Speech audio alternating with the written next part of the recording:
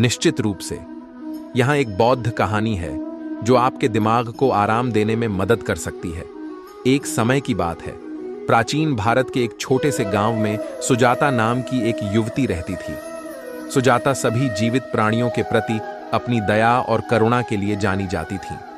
वह अक्सर ध्यान करने के लिए पास के जंगल में जाती थी और पक्षियों, जानवरों और कीड़ों को भोजन देती थी। एक गर्मी के दिन जब सुजाता जंगल में एक बोधि वृक्ष के नीचे ध्यान कर रही थी, उसने एक घायल गौरैया को जमीन पर संघर्ष करते हुए देखा। उसका पंख घायल हो गया और वह उड़ नहीं सका। सुजाता को तुरंत उस छोटी चिड़िया के प्रति गहरी सहानुभूति महसूस हुई। उसने सावधानी से उसे उठाया और उसके पंख की देखभाल कर उसे वापस स्वस्थ कर दिया। जैसे जैसे दिन बीतते गए, सुजाता और गौरैया के बीच एक विशेष बंधन विकसित हो गया।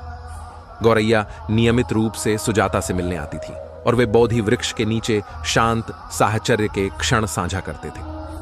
सुजाता जब भी गौरैया के साथ होती थी तो उसे शांति और सुकून का एहसास होता था। एक दिन जब सुजाता और गौरैया एक साथ बैठे थे, आनंद नाम का एक बुद्धिमान भिक्षु वहां से गुजरा। उन्होंने सुजाता के चेहरे पर गहरी शांति और गौरैया की संतुष्टि देखी। उत्सुक होकर वह सुजाता के पास पहुंचे और उससे उसकी आंतरिक शांति के स्रोत के बारे में पूछा।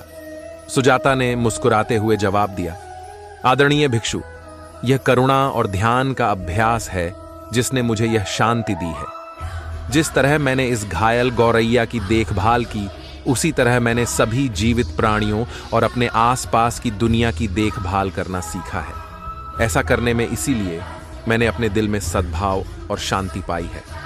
सुजाता की बातों से आनंद बहुत प्रभावित हुए और उन्होंने उसी बोधि वृक्ष के नीचे ध्यान करने का फैसला किया।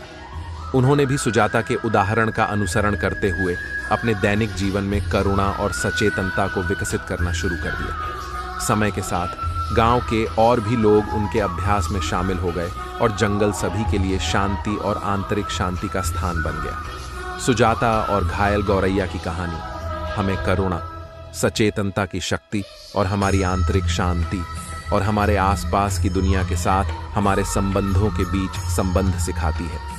जिस तरह सुजाता ने एक छोटी सी चिड़िया की देखभाल करके शांति पाई, उसी तरह हम भी अपने दैनिक जीवन में दयालुता और सचेतनता विकसित करके आराम और आंतरिक शांति पा सकते हैं।